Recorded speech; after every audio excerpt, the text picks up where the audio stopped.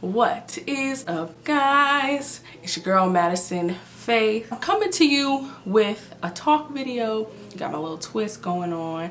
It's pretty cold out here in Michigan. I wanted to talk about this idea of protecting your peace. I think it's something that has come up a lot recently. More so, I've seen a lot of women talk about it, but I've seen guys mention it as well.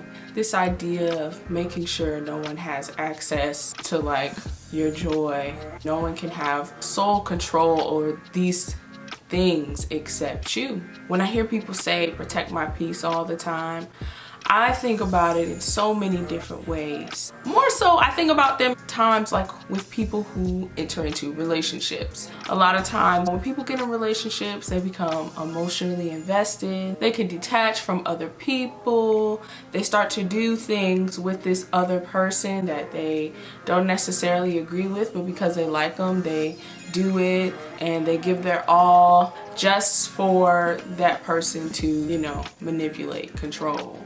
Whether it's like a dating relationship or even just a relationship with like friends and family that you just let in like that. But specifically, I'm talking about dating, courtship type of relationships. Even for myself, there's been so many times I have given up protecting my peace. Not that it was demanded of me, it was just something that we can easily give up if we're not careful, but also just being self-aware. I think protecting your peace is a lot bigger at large than what social media and Twitter and stuff like that is talking about. Most times they're targeting someone. Sometimes they're not. Sometimes they're being real. But what I do want to talk about is being in a relationship and protecting your peace. What does that look like? There's this general idea that couples go into this stage of like being infatuated with each other, and then once they get out of that, they see the person for who they really are. That kind of thing. I think it just depends on how you start your relationship. But anyways, one of the things that I see a lot, and I've seen it myself in the past, was giving my all to someone when I wasn't ready to, or when I didn't feel completely secure to do so. It was almost like I was giving them control of my emotions because I was expecting so much of them that they were clearly showing me they weren't willing to give or weren't ready to give. But I was still ready to give everything. And that's not protecting your peace. That's giving somebody control. And not that you shouldn't be able to let things down and be emotionally vulnerable and open up. Not everybody is ready or mature enough to accept it.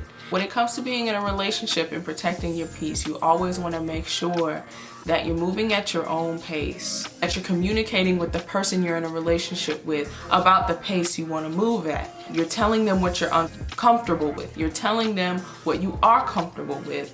Being able to have a really strong communication base in the beginning of a relationship really helps with protecting your personal peace. Another way I would say of protecting your peace while being in a relationship is making sure that you adjust. I can even give an example. The relationship I'm in now is my first relationship. Adjusting was a bit of a stretch just because like when you meet someone you're like, oh my goodness, I want to spend all my time with you. And I still do. Like I still want to spend all my time with him. But the difference is there's balance now. I still have my life that I am actively pushing towards. I think the point that I was trying to make was finding that balance between making sure you're good and being with your person.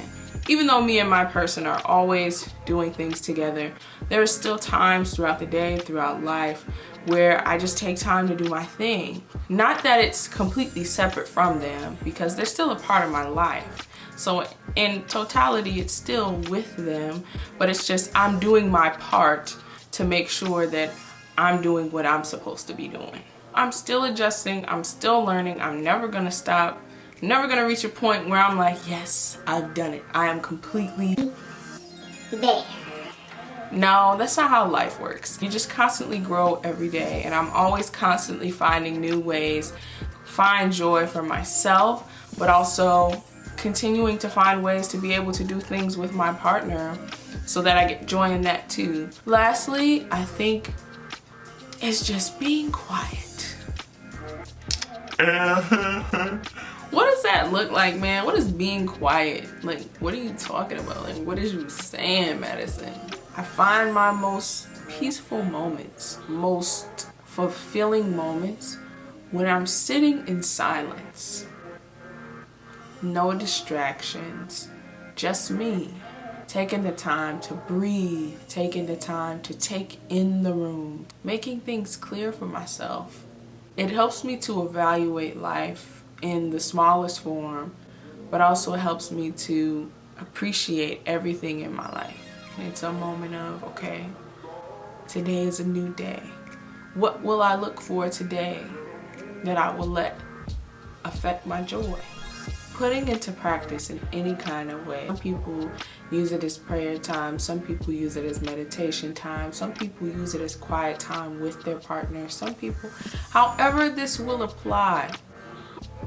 I think just making sure you take the time to be still and be quiet and don't let anything come into that space. It also gives God time to speak to you as well. I hope you enjoyed this video. Don't forget to comment, like, share, and subscribe to my YouTube channel. Bye. Love y'all.